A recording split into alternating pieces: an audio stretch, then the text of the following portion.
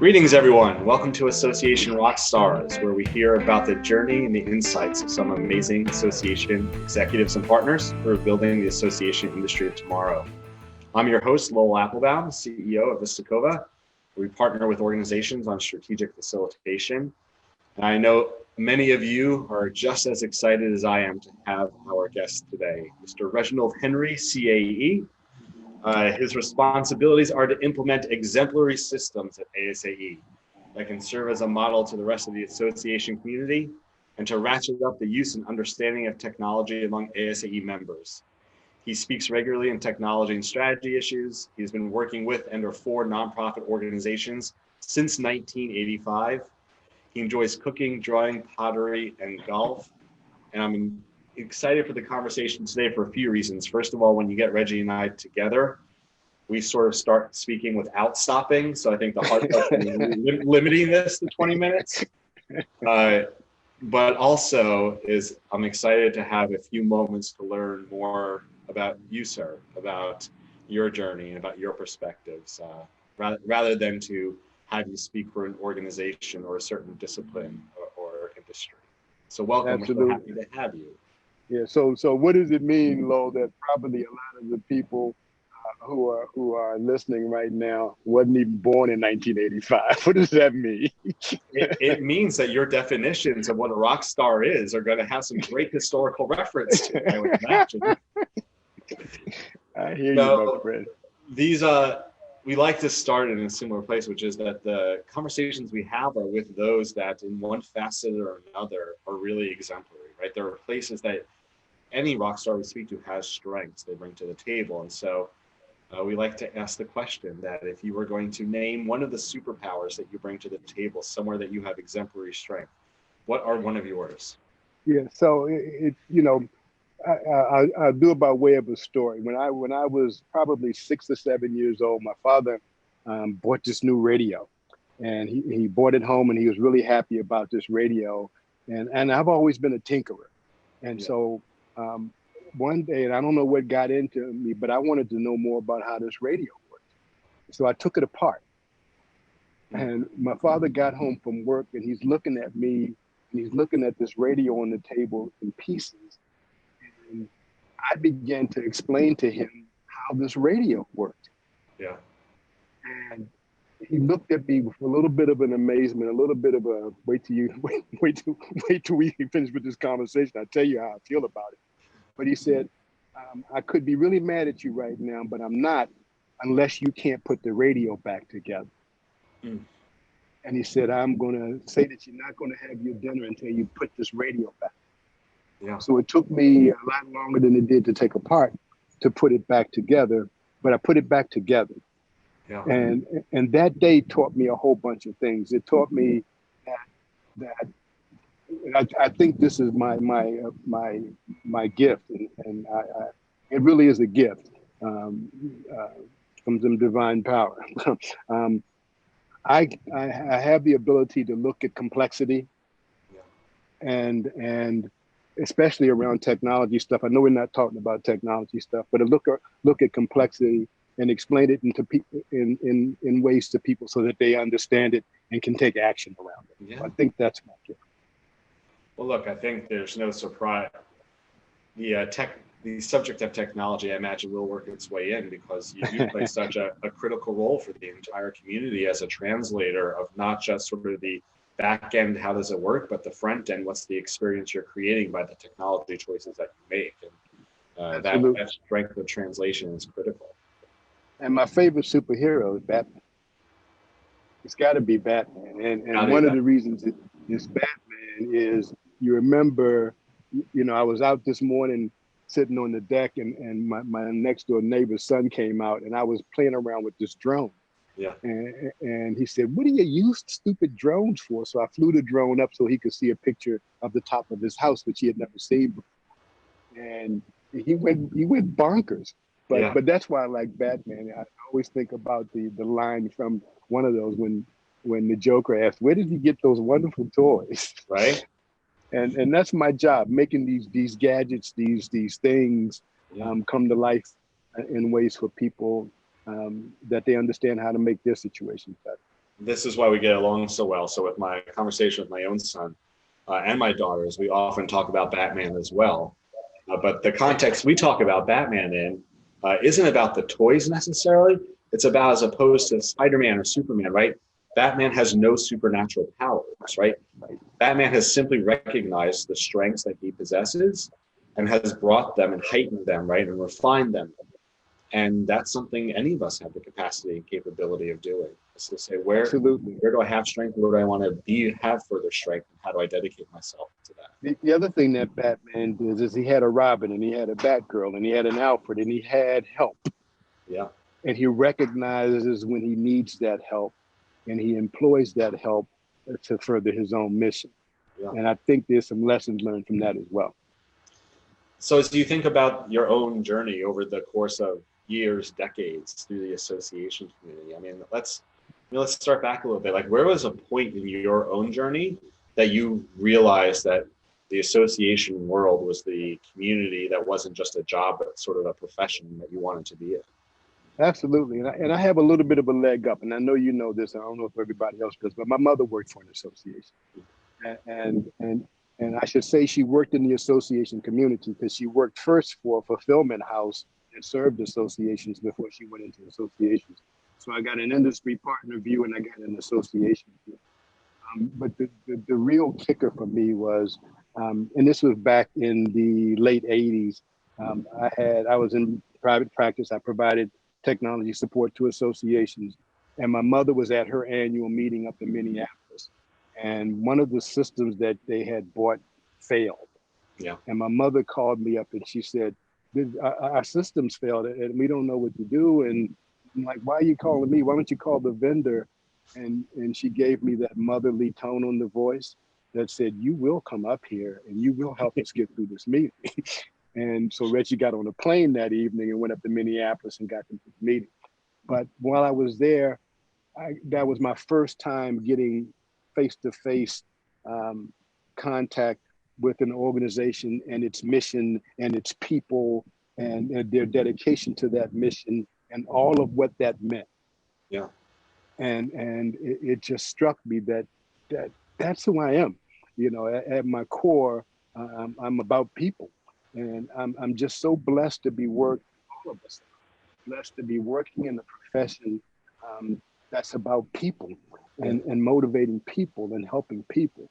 And I think sometimes we take that for granted, that I'm not building cars, I'm building relationships. I'm not building houses, I'm building value and movement for people, which is such a different thing and a way to look. I love that. You know, the idea of like building alongside people, there's still the need within there, of course, to have leadership to help guide where you want everyone to go.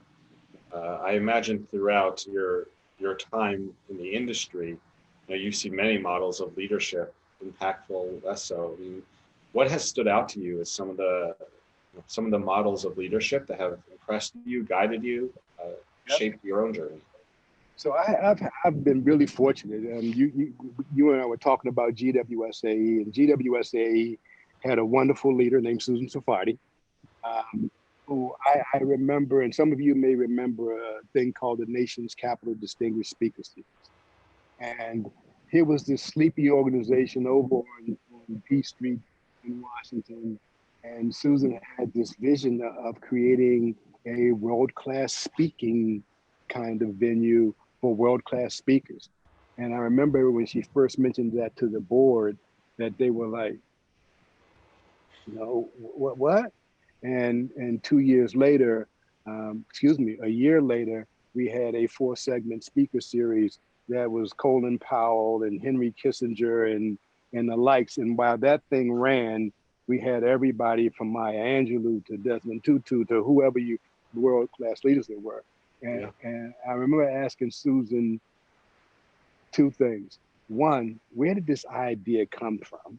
Yeah. And 2, how did you pull this off? Yeah. And she sat me down as she did from time to time and reminded me of 2 things. One is never let yourself be defined by the things and the people around you. Hmm. So if you've got an idea, no matter how big or small it is, don't let anything or anybody define whether or not you can reach that goal. And I've taken that with me all along. And I practice that. Never let anybody or anything else define who you are and what you can achieve. Okay? That's all on you. Yeah. The second thing she told me, which was kind of related, was that she has expectations of everybody on her staff that they lead how they lead. And it made me do two things. It made me, for the first time, start to think about, what is my leadership thing? What is my thing? What is the thing that I want to be known for, that I can lead people in, and that's and it took me to two places. It took me to this book, and this is the second edition of it, but I read the first edition some years ago. It's a book about emotional intelligence.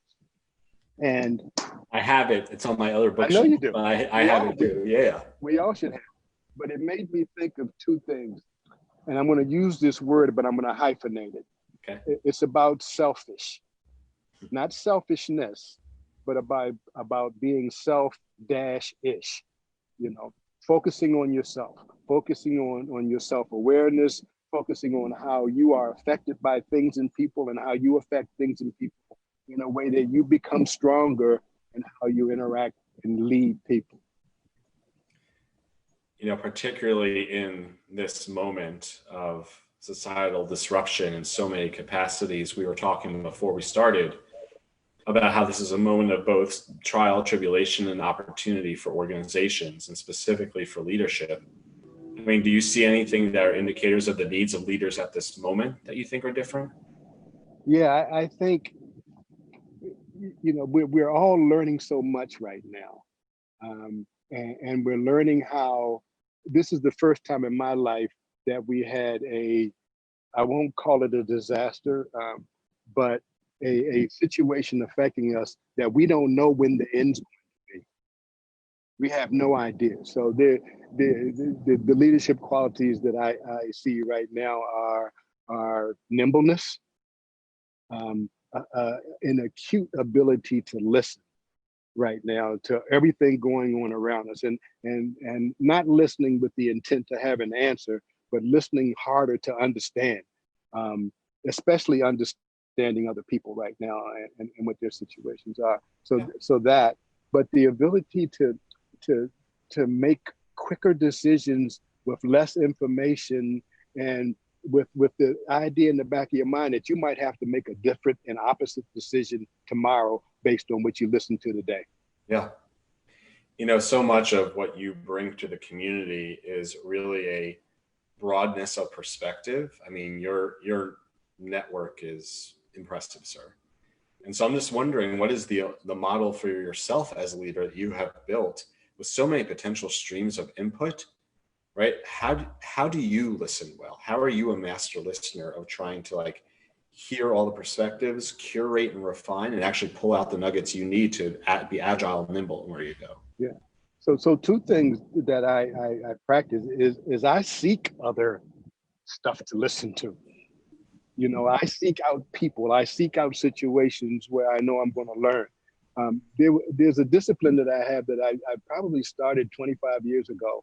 I carve out an hour and a half every Saturday morning, and I have for the last 35 years or so, to learn something that I don't know anything about. And I guard that time. And my wife, she if you ask her what's the one thing that frustrates her that I'm just unchangeable about, it's Saturday morning between 8:30 and 10. She can't touch that time.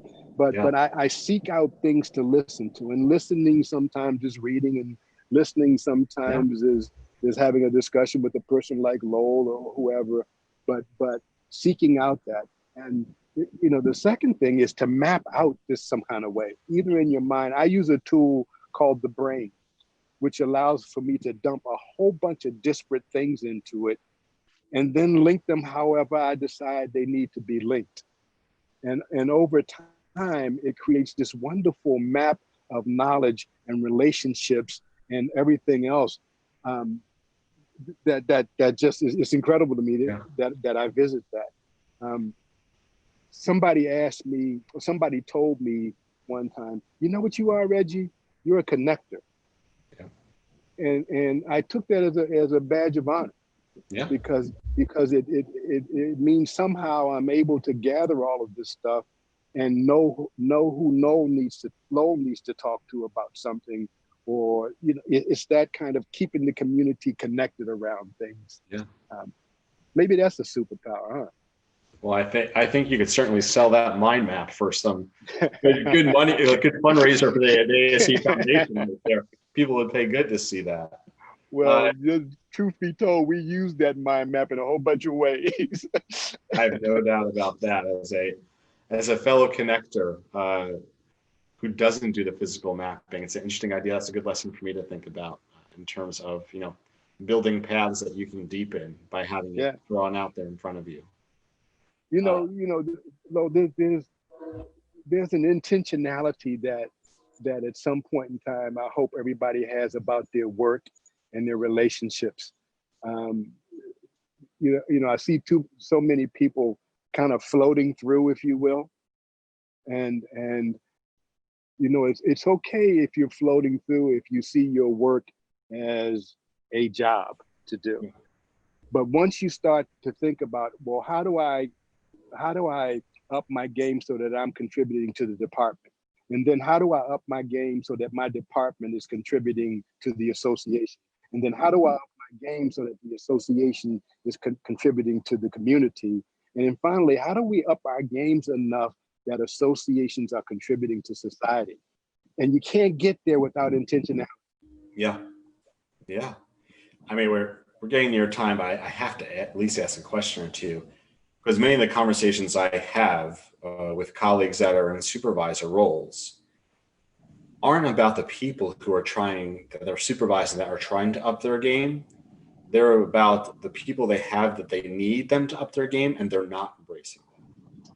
I mean, as you have obviously supervised many along the way, when you've experienced someone that hasn't been on that path of growth of their own accord, have you had any success in trying to inspire them, help them, guide them, mentor them, cajole them, fill in the word? One of the worst feelings in the world is to feel disconnected. And I can honestly say that in my career, I've probably only had to release one person.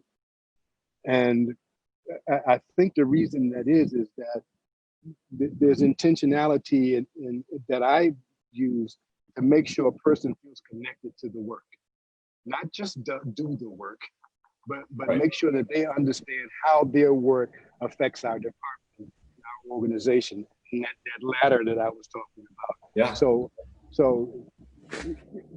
I find that's one of the things that's missing from a leadership point of view. And you and I were talking about this earlier, is we spend so much time managing people as opposed to managing work and leading people. Yes.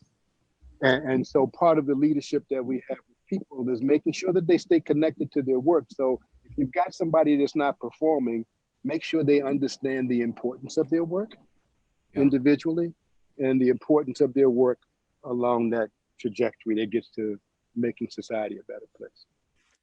I'll ask one last one before we run out of time, which is for those that are following along and watching us today, that are on their own path of hopefully growth and leadership. As you think about the world we're in and the new realities of the world coming, any thoughts you have in terms of those that want to become rock stars, those that want to become leaders, of what you would advise in terms of their own growth paths? Yeah, I think we focus so much when we talk about somebody becoming a rock star on subject matter expertise, and we don't focus enough on people. And so if there's anything that has helped me in my career as much as anything else, it's people, and it's knowing people and one, paying attention to what people need from me and paying attention to what I need from people and using that to grow myself. Subject matter expertise, I won't say it's easy, but you can master a subject. You can learn about it, you can read about it, you can practice it, and we do that. We don't practice us. We don't practice this self-ish stuff enough. and the importance of that and building the relationship that'll propel you forward in your career. Well, certainly the relationships that you have built are far-reaching, and so it's a great model for all of us to learn from and perhaps go back and do our own mapping of those that we have and the relationships we need to succeed. Be surprised. If you map that stuff out and look at it, people will shock themselves about how connected they really are. Yeah. And realize that there's gold there for them and for everybody else. And for the low price of $19.99, Reggie will tell you just where you fit on his map of mapping the entire community. No, you and I could easily talk for many more hours, but I appreciate a little bit of the taste of insight into the man, the myth, and the legend that is Reggie Henry today. Thank you for. Well, I appreciate you bestowing upon me the title of Association Rockstar. I think it's one you've bestowed upon yourself from your good work, sir. I'm happy to recognize it. And I want to as well thank everyone for joining us today. As always, behind the camera, we have the wonderful Amy Hager, who's making sure that all of this goes off without a hitch and communicating with you, and thanks to her. And then thank you everyone for joining us. We are smack dab in the summer of 2020 and continuing to seek out and to find and to learn from the rock stars of our community. I'll look forward to us being together again soon as we meet another rock star. Until next time, Association Rock On.